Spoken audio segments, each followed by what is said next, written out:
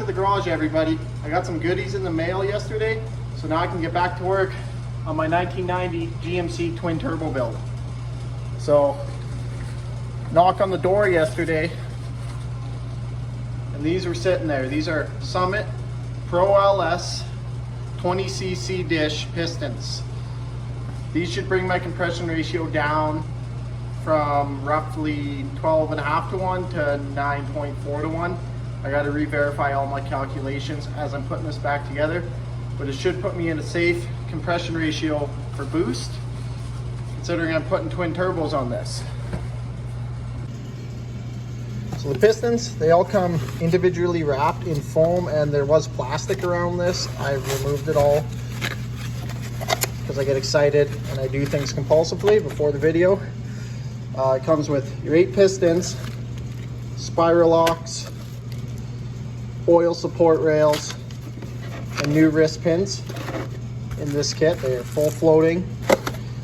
These ones are designed to be used in a stroker application. As per their website, we'll be double checking that to make sure there is enough clearance for the reluctor wheel. They all have this marking on, or a marking on them right here. And I'm assuming that that is the weight of the piston. I have to double check that. And I looked at all of them. They're all within the 435 to 436 range. There's one that is 430. That's roughly, I think, a 2% variance from the heaviest piston, if that. I did do the math on it, it's slipping me, so we should be okay weight-wise. They're pretty well matched. As for piston rings, I went with the Summit brand as well. They are Summit 136SN 904 50 35 rings, and I'm going to be gapping them following this chart. We're going for boost, and I'm going to go on the safer side and go forced induction over 15 pounds, so which is my bore size times 7 thou for my top ring and 7.5 thou for my second ring. Gone and done that math here, which puts me at 28 thou for the top ring, 30 thou for the second ring. The process for this is pretty simple. You want to get your ring started right near the top of your cylinder bore, and then you got to square it up. You can buy squaring tools.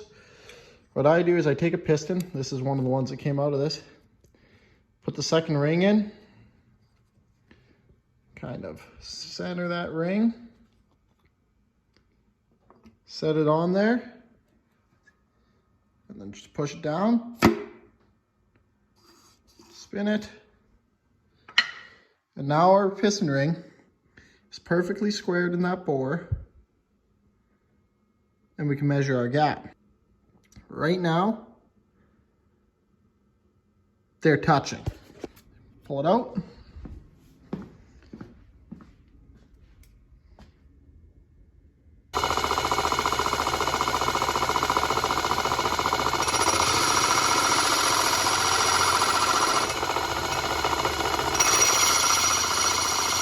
You want to make sure you keep the ring square to the disc when you do this, so you don't get an odd shape going and you file it flat, so your measurement is correct the whole distance of the gap. Took a little bit off there. I don't want to go too much, and I'm going to recheck it. Okay, so I've gone back and forth to the piston ring filer 4 times, and I'm starting to get a little bit of a gap in my ring there. Before, it was basically touching. I can't quite get the 25 thou in, so I got to go more. And once I get the 25 thou in, I got to go very carefully and get that next 3 thou to get my 28 thou clearance for my top ring. If I'm a little over, say 29 thou, I'll call it there. That's good enough. If you're new to engine building, you may be wondering why I'm filing my rings. You may have never heard the term file fit rings before. Does it matter the size of the gap? Do you always have to do this? Does it matter if it's aftermarket piston, stock pistons, etc., etc.? I'm going to explain that real quick, because when you understand it, not only does it make you more confident into going into building your engine, because you actually understand what you're doing and why you have to do it, it makes the task seem more important to.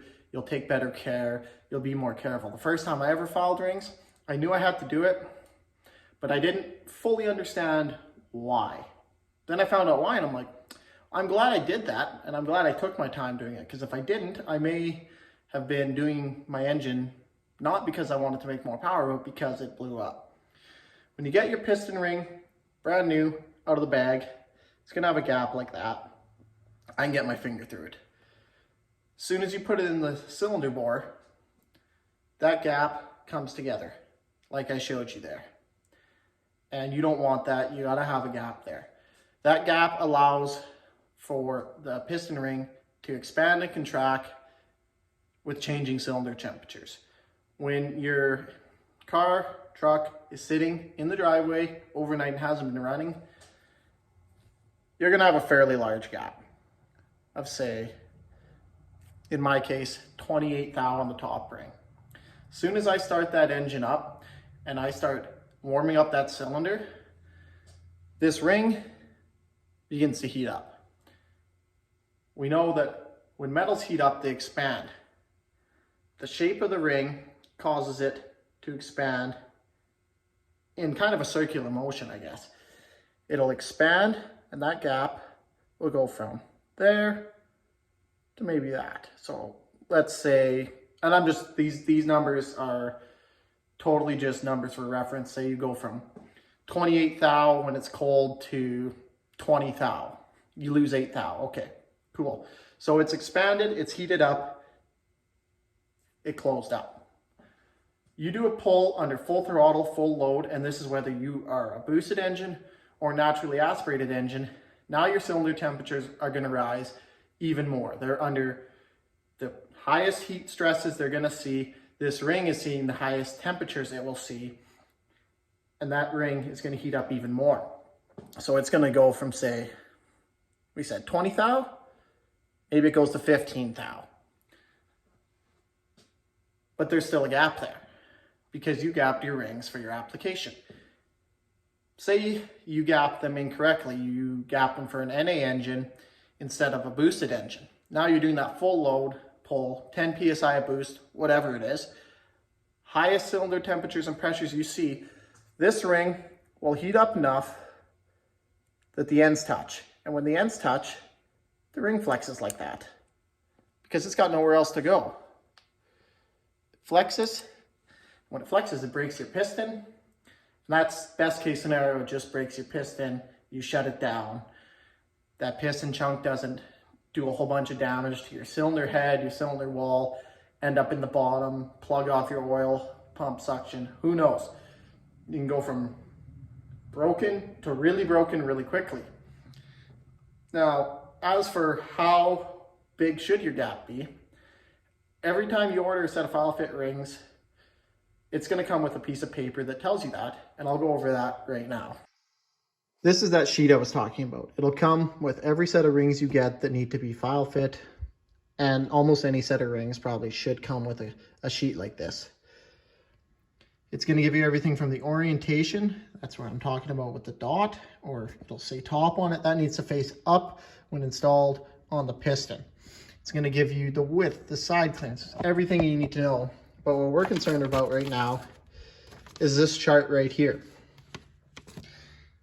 So when you're gapping these rings, you're going to figure out what's your application. Are you simply street driving it? Are you launching it on the drag strip occasionally? Like we're talking mild, like not a crazy build. Are you drag racing or circle track racing only with it?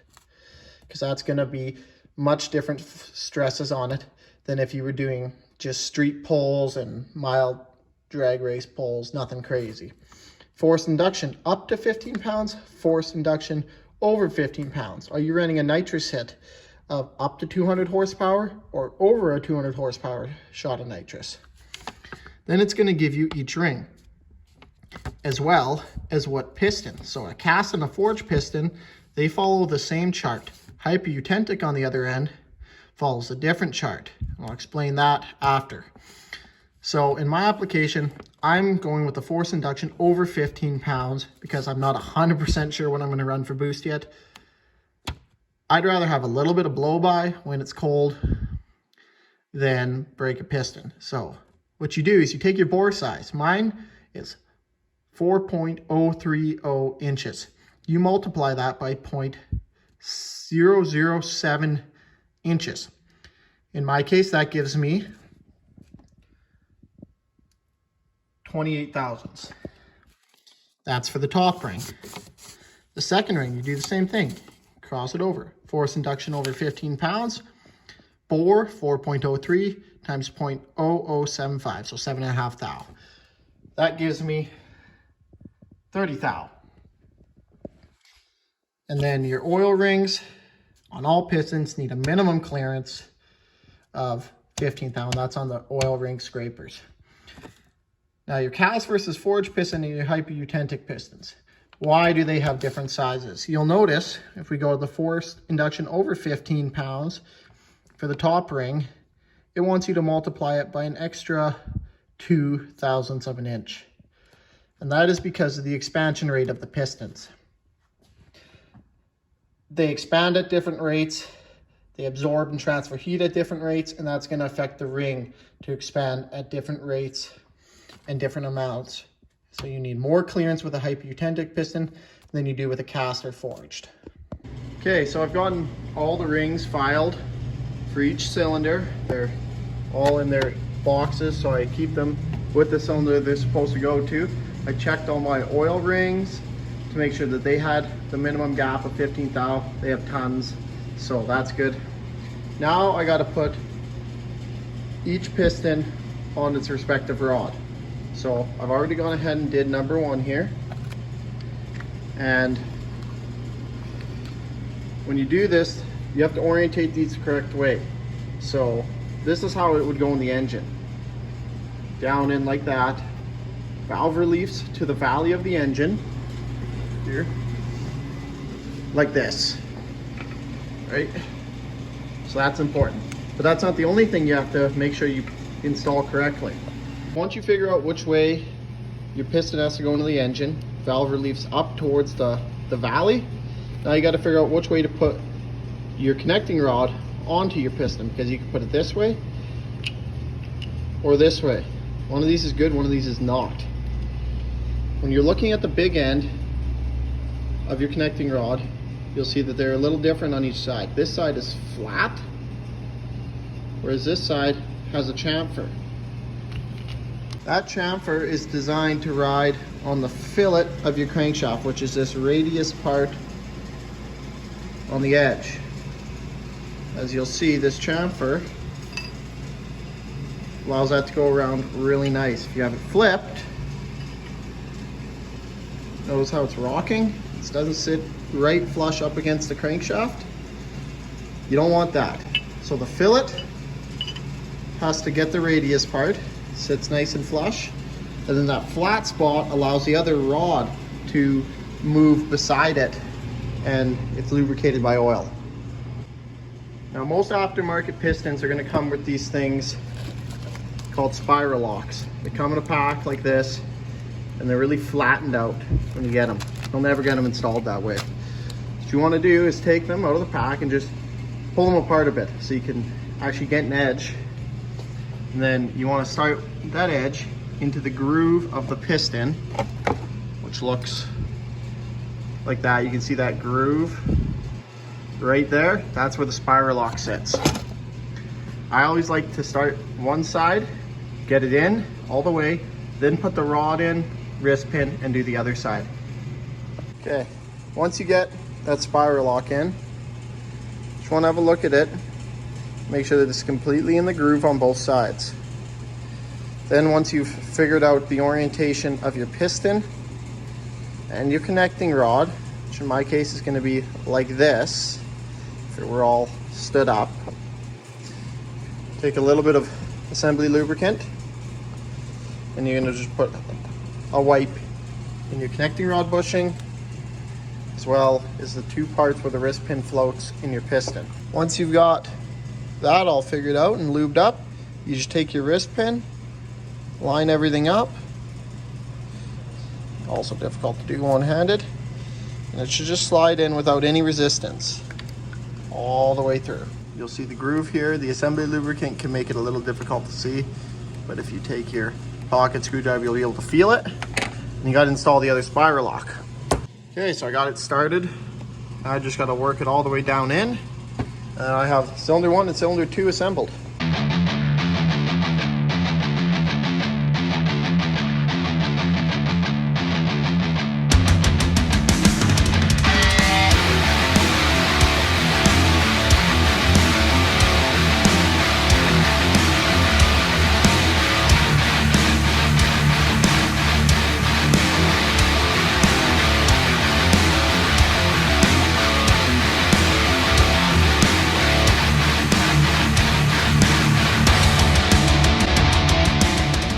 Okay, so once you got your rods on all your pistons, get yourself a set of soft jaws and clamp your rod gently in the vise so the piston can't rock. This will make installing the rings a lot easier.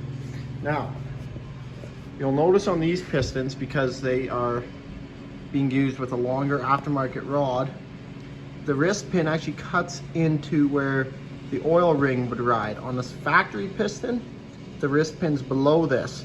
You don't have this gap in your oil support. So to combat that, they come with, your pistons will come with a set of rails like these. They call it a groove lock spacer oil support ring. You're gonna get it out of the package, it's gonna look like this. Now there is a very specific way to install these. I don't know if you can see that there, that dimple, that faces down and it sits right in here. And so I'm going to take my dimple, make sure it's pointed down. I'm lining it up with the wrist pin on this side.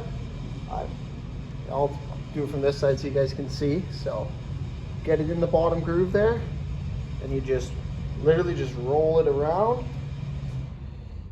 I gotta just keep an angle on it till it clicks in. Now I've missed my dimple here, so I'm going to just take a little pocket screwdriver. I'm going to rotate this ring carefully, trying not to mar the piston up. Overshot it a little bit because I wasn't watching. And right there in the center, my dimple pointing down into the wrist pin. See that dimple? That little anomaly in the middle of the ring there? That's pointed down, that's where you want it. Then you're going to get your oil control ring. It's a springy looking one like this. You're going to set it in there. That's the next step. When you put it in, you want to make sure that the end gap are butted up against and not overlapping, because you'll get it in there, sometimes it'll be overlapping. You got to fix that. Then you get the support or the scraper ring, and you're going to put that. I'm going to offset it to the kind of like this on the piston. Get it in underneath that oil control ring. And then verify my gap is still touching, it's not overlapped. This all moves freely, nothing's binding. I'm gonna do the same with the top. Only difference, instead of being here with the gap, I'm gonna be here with the other gap. You don't wanna line these up or you're gonna have oil getting past your control ring. And then that's just gonna lead to you glazing your cylinders and burning oil. Nobody wants that. Now this one goes on top of the control ring here, and you just roll these on. They're very easy. Be gentle with them. They shouldn't take a lot of force. Verify it all moves. Check my gap again. As you can see, right, where is it? There. They're butted up against. Sometimes that'll slip into that one or vice versa. I got my top scraper ring gap and my bottom scraper ring gap. This is the second ring. It says up. That faces up. Your top compression ring, it has a little laser marking. Hopefully we can see that. It's focus. There, kind of. Can you see it? About center screen, there's a little marking. It's very hard to see, much easier to see in person. Camera's just not picking it up very well. For these, you offset your gaps again. I'm gonna put this one to the top of the engine and this one to the bottom of the engine, which is actually exactly what it says to do in that sheet that came with the piston rings. So you get your piston ring pliers, they're just shaped like that. The ring sits in there, it grabs it, get it in there. These are cheap, you don't have to buy expensive ones, they all do the same thing. Get it down to the second ring groove, make sure it moves freely, make sure up is up, and it is. Same thing with the second one, or the first top ring, which is the second one you put on because you work in reverse. And there we go. You repeat that process for all 8.